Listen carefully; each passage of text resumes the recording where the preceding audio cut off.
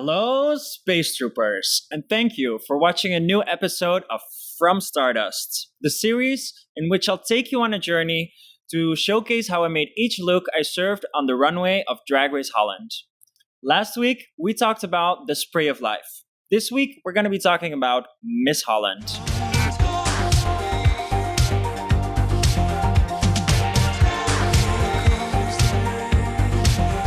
For this runway, we were asked to create a look inspired by Dutch landscape or nature, using actual natural elements. For me, this was a tough cookie because there's really not so much natural about my style of drag. Also, looking at the Dutch landscape, it is not the most thrilling environment to look for inspiration for drag.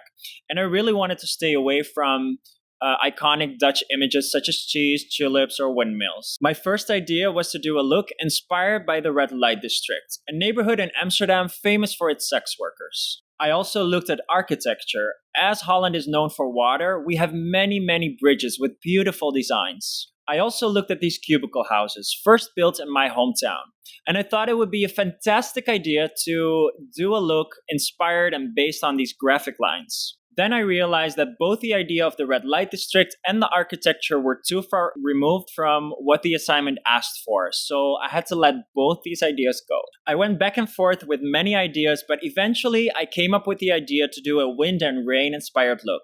Anyone who lives in Holland knows what a bitch the weather can be here. And rather than shying away from that, with this look I wanted to fully embrace that. Whether you like it or not, tells the story of 2020. A year in which all of us expected fertility and endless possibilities. As we all know, that didn't really happen. And it's been really hard for a lot of us. This look shows that even if you get your hopes up for a fun future experience, life can sometimes take a full shit on your plans. But it's a matter of pushing through that and working with what you have.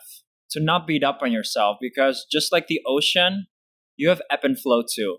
Since this was the third week, I knew the judges were gonna expect something feminine from me.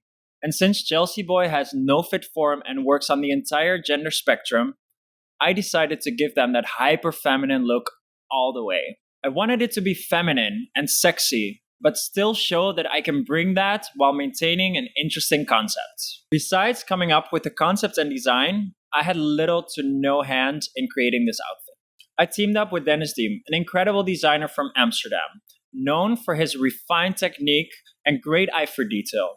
It was his idea to go for yellow, this happy spring color that you would wear on a lovely sunny day. He started by creating a base shape for the dress from Warbla, and as I've mentioned in other videos, this material allows you to create any desired structure you have in mind. He then made a black skirt to cover the base with and started draping the yellow silk and satin-like fabric over the skirt, carefully considering the placement of every dress fold to make it look completely spontaneous, as we aim to freeze a millisecond in time in the look. We added the latex neckerchief to further enhance the illusion using iron wire to make it stay in the direction of the wind.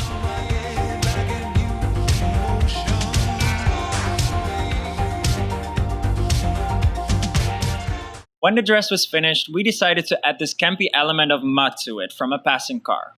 We've all had that Sex and the City moment where you go like, just when I thought this day couldn't get any worse, it just did. I wanted the breast showing, so I decided to have just a see-through bra with a framework around it. The wig was created by Flash Wigs, who restyled a wig I already had into this windswept illusion. I loved the shape he created, and I was especially obsessed with the tufts of hair layered over the face, which had these organic and spontaneous flow, but in reality, they were precisely placed there. When the dress and wig were done, I simply took an already broken umbrella and I messed it up a little bit more. And I think these elements really helped in conveying that illusion on the runway. When we did the fitting, I already saw how well this would read on the runway, even though I had a full-on beard from working around the clock to get everything done. During the fitting, I used water to try and make the dress and breast look completely soaked, which instantly had the effect I wanted to go for. When asked what my favorite moments on Drag Race were, serving this look on the runway always comes to mind. With the presentation, I really wanted to bring something different than I had done in other weeks. I wanted something highly theatrical and dramatic to serve a compelling look.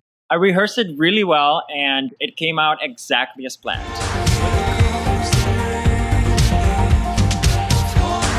With the presentation, I really wanted to do something completely different than what I had done in other runways. So I rehearsed this really well and it came out exactly as planned.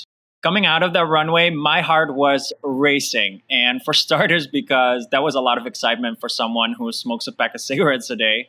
And also, that was fun as hell. I relived that moment in my head so many times. Photos of this look were made by Roem Service, and these are amongst my favorite photos of the season. And what I especially love is that we were able to incorporate the red light district in the photos, since that was my initial idea for this runway. And that was it.